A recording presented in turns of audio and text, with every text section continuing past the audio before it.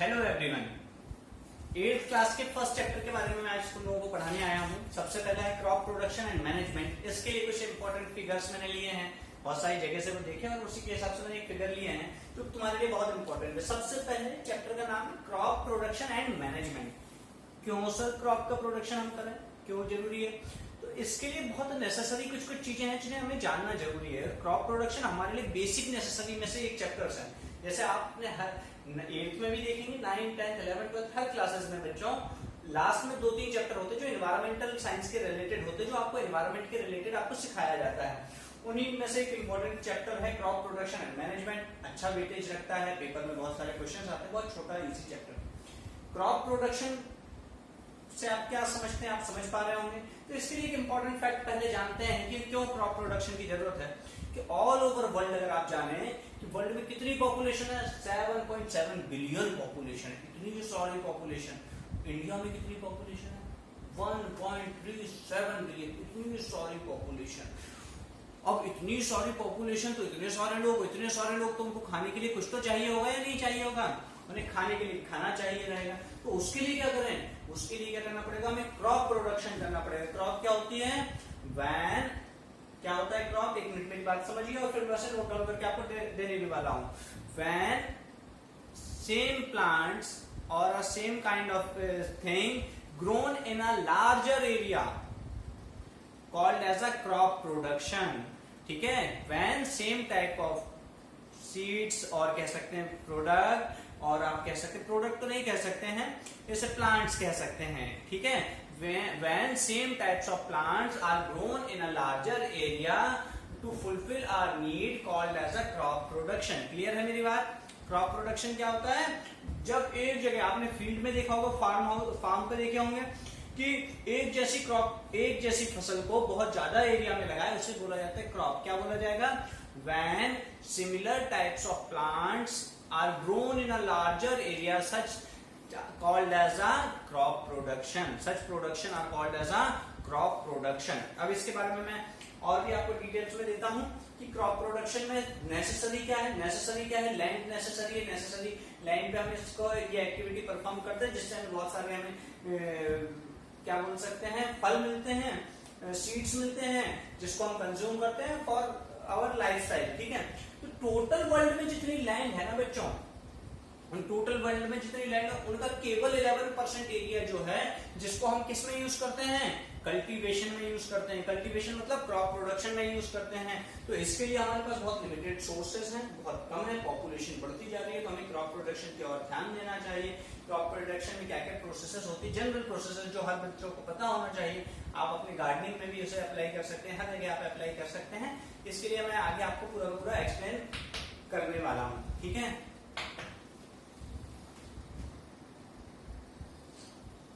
Crop production की मैंने जैसे आप लोगों को बताया उसी तरह से मैंने डेफिनेशन एक बार लिख दी है। आप सब इसे रोककर वीडियो को और एक बार पूरी डेफिनेशन नोटबुक में बना सकते हैं। क्रॉप प्रोडक्शन क्या है? When same types of plants grown in a larger area called as a crop production. बच्चों क्रॉप प्रोडक्शन आपने सुना होगा और एक प्रोसेस का नाम सुना होगा एग्रीकल्चर। एग्रीकल्चर क्या होता है और क्रॉप प्रोडक्शन क्या होता है, दोनों में डिफरेंस बताता हूं। क्रॉप क्या होती है? जब कोई भी प्लांट्स है, growing of a plants in a large area called as a crop production. और एग्रीकल्चर क्या होता है? Agriculture consist of two things. It consist of growing of plants as well as rearing of animals। what do you understand by rearing of animals? मतलब जानवरों को रखना। जैसे people क्या करते हैं कि गाय को या भैंस को बहुत सारे रखते हैं अपने यहाँ पे, किसके लिए? प्रोडक्शन ऑफ मिल्क के लिए। शीप, गोट को रखते हैं किसके लिए? फॉर वुल के लिए। आप लोगों ने देखा होगा 7th क्लास में आप लोगों ने पढ़ा ना, फाइबर टू फैब्रिक में कैसे वुल के लिए अपन शीप्स को पालते हैं लोग। फिर और भी चीजें, कैमल्स को पालते हैं, किस लिए पालते हैं? कैमल से मिल्क मिलता है, कैमल उसके लिए लोग रखते हैं। तो ऐसे अलग अलग लोग पोल्ट्री फार्म्स रखते हैं। पोल्ट्री फार्म्स में क्या होता है? हैंड्स को बड़ा किया जाता है फॉर चिकन पर्पस। ठीक है, एग पर्पस के लिए यूज किया जाता है। तो ये अलग अलग चीजें हैं। तो इसमें क्या हुआ? Agriculture consist of both thing बेटा, crop production as well as crop मतलब growing of plants as well as rearing of animals for fulfill our need। ठीक है, दो चीजें हुई। क्या हुआ? Crop production means growing of plants only, ठीक है, in a larger area of same type, ये हम बोल सकते हैं। और agriculture means growing of plant as well as rearing of animals, ठीक है। तो एग्रीकल्चर के अंडर में ही क्रॉप प्रोडक्शन आता है, ठीक है। अब इसकी क्या क्या रेगुलर एक्टिविटीज होती है जो हमें परफॉर्म करनी होती है, मैं उसके बारे में आपको दिखाता हूँ। आपको डेफिनेशंस होप की समझ आई होगी। क्रॉप प्रोडक्शन की आपको डेफिनेशंस मैंने मेंशन करी है और एग्रीकल्चर की आपको बताई है। एग्रीकल्चर की डेफिनेशन एक बार और फिर से बता देता हूँ, आप फिर से एक और बार सुन लीजिए, उसके बाद इसे नोट डाउन करिएगा। मैं नेक्स्ट स्लाइड पे आता हूँ। Growing of a plants and rearing of growing of a plants and rearing of an animals in a large amount or a large area to fulfill our need called as a agriculture। समझ आया या नहीं आया? एक बार फिर से समझ लीजिए बच्चों, इसको इस तरह से भी हम एक्सप्लेन कर सकते हैं। Growing of plants and rearing of animals in a large scale called as a agriculture। Clear है बच्चों? rearing of animals as well as growing of plants, ये दोनों चीजें नहीं आएंगी। अब मैं इसके क्रॉप प्रोडक्शंस की क्या क्या प्रोसेसेस होती है, क्या क्या जनरल वेज होते हैं, उसके बारे में डिस्कस करने जा रहा हूं। अब सबसे पहले हम बात करते हैं क्रॉप के बारे में। हमने बात करी तो टाइप्स ऑफ क्रॉप के बारे में बात करते हैं। इंडिया में दो तरह के सीजन होते हैं, दो तरह से हम टू क्रॉप्स एवरी ईयर हम ग्रो करते हैं। First is rabi crop, second is kharif crop. Rabi crop क्या होती है? रबी क्रॉप दो अलग अलग नाम हमने दिए हैं सीजन के हिसाब से। Rabi crop grown in a winter season, जो विंटर के सीजन में लगाई जाती है बिटवीन द मंथ, और उसे कब निकाला जाता है? Harvested in the month of March, ठीक है। A crop which is grown in the month of October and harvested in the month of March called as a rabi crop. इनमें कौन कौन सी क्रॉप्स आ सकती हैं बेटा? रबी क्रॉप्स में आती है पी, ठीक है, ग्राम, वीट, ये सारी की सारी मस्टर्ड से आते हैं, ये सारी की सारी क्रॉप्स होती है जिन्हें रबी क्रॉप कहा जाता है। खरीफ क्रॉप होती है सेकंड नंबर पे। रबी क्रॉप कौन कौन सी? A crop which is grown in the month in a winter season in a month of October and harvested in a month of March। Example P, gram, wheat and mustard, ठीक है। ये चारों के चारों example और ये पूरे के पूरे डेफिनेशन आप लिख सकते हैं, ठीक है। मैं एक और बार फिर से रबी क्रॉप डिफाइन कर रहा हूं बच्चों। अ crop which is grown in the season of winter in a month of October and harvested in a month of March, ठीक है। एग्जाम्पल कौन कौन से? चार एग्जाम्पल देता हूं। मस्टर्ड, फिर आफ्टरवर्ड्स वीट, पी एंड ग्राम, ये चार एग्जाम्पल आपको देने होंगे। अगली टाइप आती है जिसे बोलते हैं खरीफ क्रॉप। खरीफ क्रॉप क्या होती है? खरीफ क्रॉप जनरली कब होती है? रेनी सीजन में ग्रोन अप होती है। A crop which is grown in the month of June and harvested in the month of September, ठीक है। ये कब ग्रोन होती है? रेनी सीजन में होती है। जब क्या होता है? रेनी सीजन होता है तब इसे ग्रो किया जाता है in the month of June and harvested in the month of September. इसके एग्जांपल्स कौन कौन से होते हैं? आप लोगों ने जनरली देखे होंगे paddy, soybean, groundnut and cotton, ये चार एग्जांपल्स होते हैं जिन्हें आपको इनके साथ याद करने। कौन से बेटा? Paddy, soybean, cotton and groundnut, ठीक है। ये चारों के चारों एग्जांपल्स आपको याद रखने होंगे। दोनों दो सीजन्स होते हैं। कौन कौन से होते हैं? Rabi crop and kharif crop. Rabi crop grown in a winter season from October to March. Kharif crop which is grown in a month of June to September in a rainy season. Clear है? ओके। अब types खत्म होने के बाद हम आती है basic practices of crop production. मैं इन सभी प्रैक्टिसेस को आपको इजी वे में एक बार एक्सप्लेन कर देता हूं और इसके बाद आपको लिखने के लिए एक नोट्स बनाकर सारे के सारे आप लोगों को अटैचमेंट के साथ आप लोगों को पहुंचा दूंगा। मैं एक बार सारी की सारी यही प्रैक्टिसेस हैं। इस प्रैक्टिसेस के साथ ये चैप्टर खत्म होने वाला है बच्चों।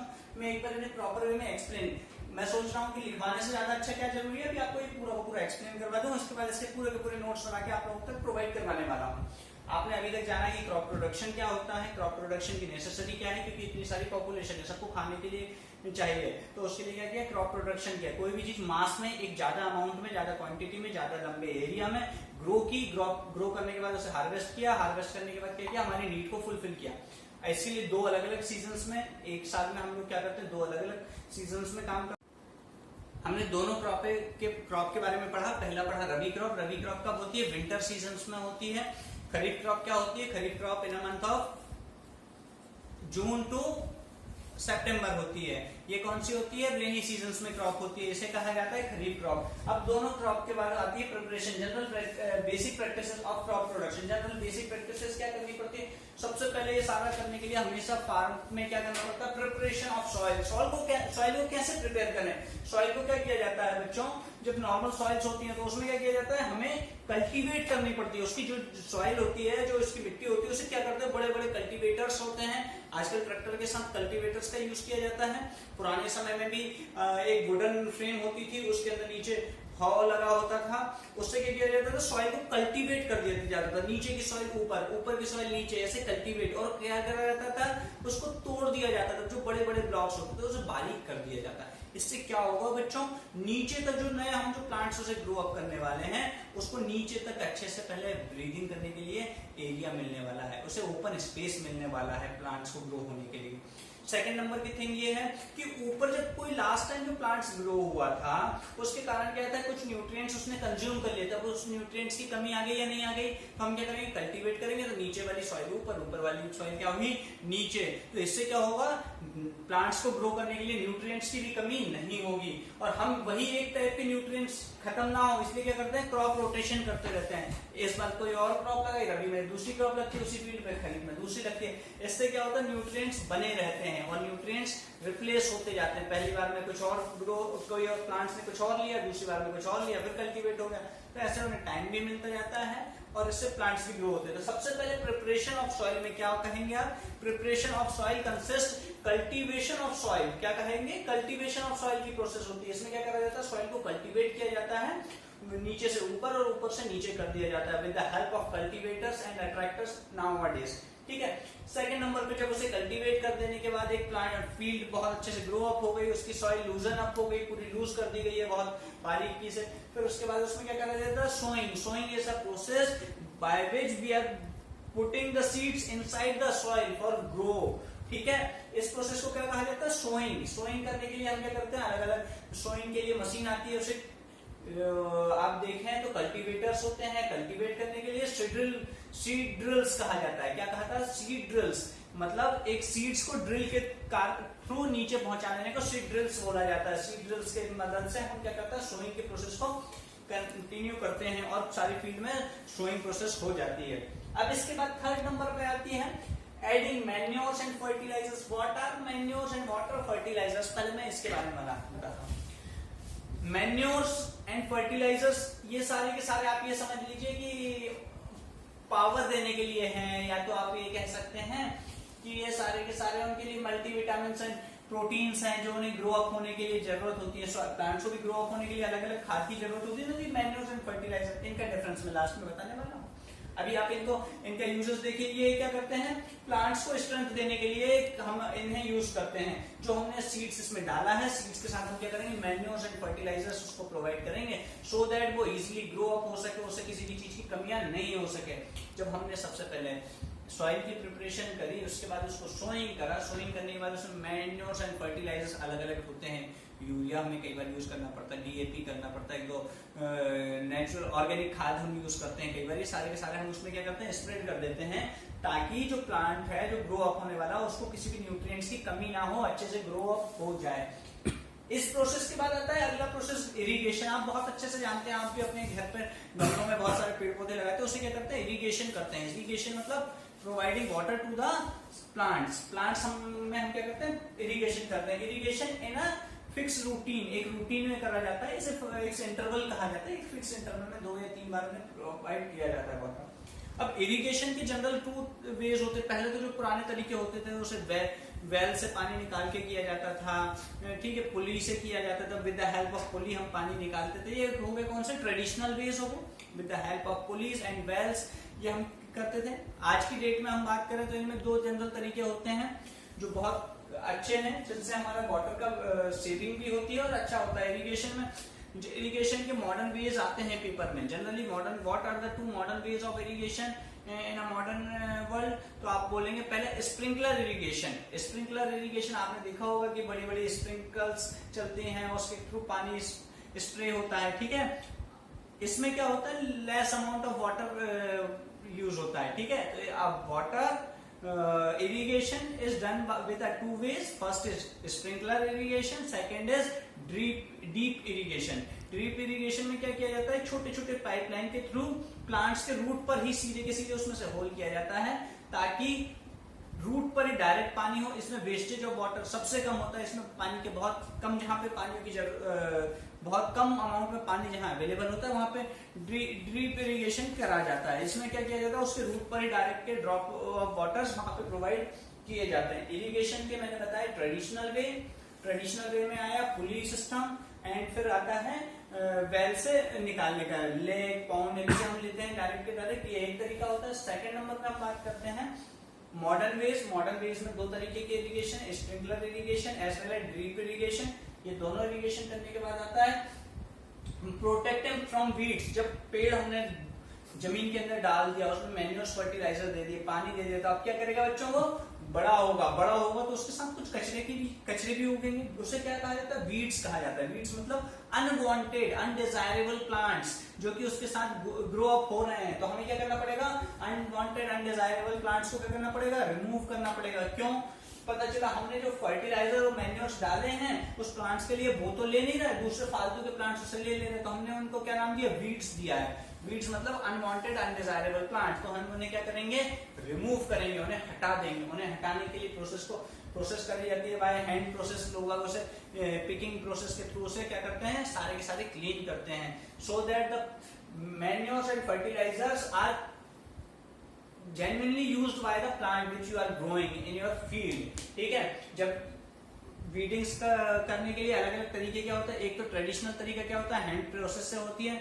और सेकंड नंबर होता है जो आज के डेट में होता है वीडीसाइड्स होती हैं। वीडीसाइड्स मतलब स्प्रे होते हैं जिससे क्या किया जाता है कि उनको, जो आपको प्लांट ग्रो किया बेटा उनको तो कुछ भी नहीं होगा, बाकी के जो भी कचरे लगे हुए हैं वो सारे के सारे उससे क्या होंगे, डेड हो जाएंगे। तो उन्हें वीडीसाइड्स का इस्तेमाल करके हम उस पर फील्ड में पूरा स्प्रे करवाते हैं जिससे कि अनडिजायरेबल अनवांटेड प्लांट्स क्या होते हैं, डेड हो जाते हैं, और हमारी क्रॉप जो है वो इजीली जो मल्टीविटामिन मिनरल्स उसे मैन्योर्स और फर्टिलाइजर्स के तौर पे हमने दिया उसे कंज्यूम करके बहुत आसानी से बड़ी हो सके।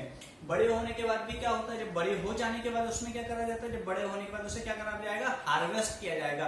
Cutting of a crop which is prepared on the field is called, this process is called as a harvesting are done by two ways. पहला तो क्या होता था, cutting into a field and then threshing it. Threshing मतलब उन्हें seeds को उसके plants में से बाहर निकालना। फर्स्ट होती है cutting down of plants and threshing it by hand processes, ये होता है। और सेकंड होता है by cutting it by harvester. Harvester में क्या होता है, हार्वेस्टर में कट डाउन भी होता है, मशीन्स होती हैं, बड़ी बड़ी हार्वेस्टर्स होते हैं, वो क्या करते हैं, डायरेक्ट कट भी डाउन करते हैं, तो उसकी थ्रेशिंग करके डायरेक्ट हमें क्या देते हैं, सीड्स निकाल के देते हैं। ये दो जनरली तरीके होते हैं। एक तो क्या होता है, हाथ से आपने कटिंग करवाया उसका और उसे थ्रेशर्स आती हैं, थ्रेशिंग मशीन्स आती हैं, उसके अंदर उसे डाला तो हमें सीड्स निकल के आ जाते हैं। ये ट्रेडिशनल वे होता है हमारा। सेकंड वे होता है हमारा क्या, हार्वेस्टर, बड़े बड़े हार्वेस्टर्स होते हैं, मशीन्स जाती हैं, पूरी फील्ड पर घूमती हैं, वो उसे सही से कट डाउन करती है और क्या करती है, सीड्स निकालकर डायरेक्ट के डायरेक्ट ही दे देती है। क्लियर है बच्चों। अब इसके बाद जो हार्वेस्टिंग हुई है उसका स्टोरेज करना जरूरी है, उसे स्टोरेज के बाद उसे प्रिवेंट करना जरूरी है। ये इसके लास्ट पॉइंट है, स्टोरेज एंड प्रिवेंशन। स्टोरेज के लिए बड़े बड़े वेयर हाउसेस होते हैं, स्टोरेज कंटेनर्स होते हैं, आप लोगों ने बहुत अच्छे से देखे होंगे। वहाँ पे कीप करा जाता है, इसे प्रोटेक्ट किया जाता है। जब हार्वेस्टिंग होती है उसके बाद देखा जाता है कि कहीं मॉइस्चर तो नहीं है क्रॉप के अंदर, तो उसे क्या किया जाता है, धूप में सुखाया जाता है, उसके बाद उसे प्रॉपर्ली पैक करके स्टोरेज कंटेनर्स में उसे स्टोर कर दिया जाता है। क्लियर है।